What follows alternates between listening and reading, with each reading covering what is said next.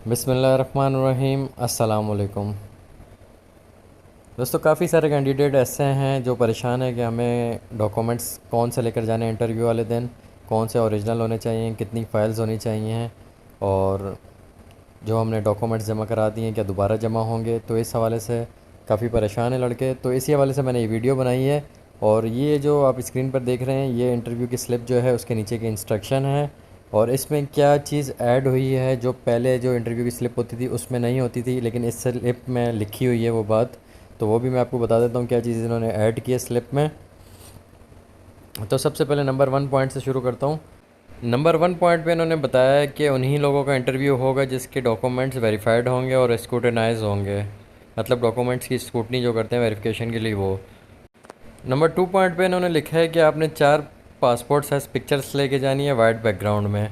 उसके बाद original NIC लेकर जाना है और उसकी कॉपी लेके जानी है साथ। उसके अलावा आपने अपने ओरिजिनल डॉक्यूमेंट्स जितने भी एजुकेशन के हैं वो साथ लेकर जाने हैं, मैट्रिक के हों या इंटर के हों या ग्रेजुएशन के हों, लेकिन एटलीस्ट कम से कम मैट्रिक के होने चाहिए आपके पास, जिसमें मैट्रिक की मार्कशीट आ जाती है, उसका सर्टिफिकेट आ जाता है। अगर आपने इंटर किया हुआ है, ग्रेजुएशन किया है, तो उसके डॉक्यूमेंट्स अगर आप शो करना चाहते हैं तो वो भी आप साथ लेकर जा सकते हैं। इसके बाद इन्होंने लिखा है कि वैलिड एलटीवी लाइसेंस होना चाहिए। ये सिर्फ उसके लिए जैसे पोस्ट ऑफ ड्राइवर कांस्टेबल के लिए अप्लाई किया है।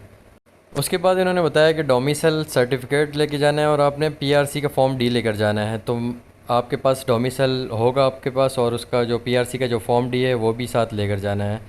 इसके बाद है जो कैंडिडेट्स जिनके पेरेंट्स पुलिस में हैं या रिटायर हो चुके हैं, जिनकी 25 साल सर्विस है, तो वो अपने वालिद का एनआईसी, सर्विस कार्ड या सर्विस पेंशन ऑर्डर वगैरह ये चीज़ें लेकर जाएं साथ।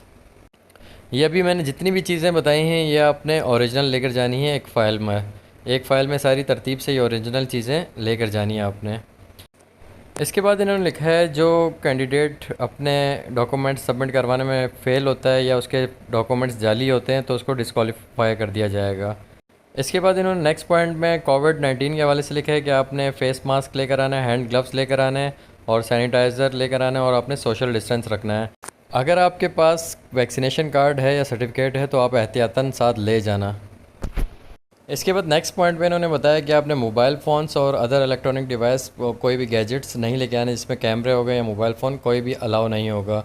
अगर आप जेंट्स हैं तो आप लेकर नहीं आना, साथ दोस्त वगैरह आता है तो उसके पास रखवा दें। अगर कोई लेडीज़ है तो वो बाहर जिसके साथ भी आएगी, भाई या पेरेंट्स के साथ, तो उनके पास अपने मोबाइल फ़ोन रखवा कर जाए अंदर। नेक्स्ट पॉइंट में इन्होंने बताया नोट डी ए काबिल कबूल नहीं होगा फॉर इंटरव्यूज़ के लिए। नेक्स्ट पॉइंट पे इन्होंने बताया कि जिसके खिलाफ क्रिमिनल रिकॉर्ड होगा उसको इंटरव्यू में नहीं बिठाया जाएगा, उसको इंटरव्यू कैंसिल कर दिया जाएगा। तो आप लोगों की वेरिफिकेशंस हो गई हैं तो आप लोग को इसमें परेशानी की बात नहीं है आप लोगों के लिए। सबसे लास्ट में इन्होंने पॉइंट जो ऐड किया है, those candidates who have already submit above set of documents they are not required to submit afresh. मतलब जो कैंडिडेट्स ये सारे डॉक्यूमेंट्स पहले जमा करा चुके हैं वो दोबारा जमा नहीं कराएंगे। और ये किन सेट्स के बारे में बात कर रहे हैं मैं आपको वो बता देता हूँ। इसी पेज में सबसे ऊपर इंस्ट्रक्शन के नीचे लिखा हुआ है candidates appearing for interview are directed to produce all necessary relevant and original documents along with 3 sets of photocopies properly maintained in file cover। तो ये सेट्स वो हैं जो आप अपने शीट ब्रांच में जमा करा चुके हैं, तो ये आपको दोबारा जमा कराने की ज़रूरत नहीं है।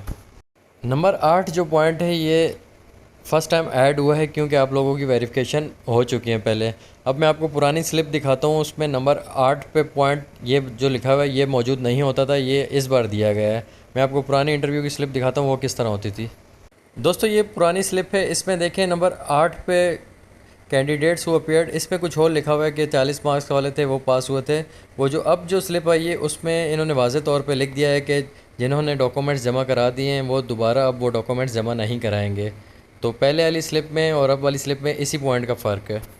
तो आप लोग अपनी इंटरव्यू की जो स्लिप है उसकी फ़ोटोकॉपी करवा लेना और पेन से टिक मारते रहना और अपने डॉक्यूमेंट्स जो ओरिजिनल हैं उनका एक सेट बना लेना और चेक करते रहना आपने सारे डॉक्यूमेंट्स जो इस स्लिप पर लिखे हैं वो कंप्लीट कर लिए हैं।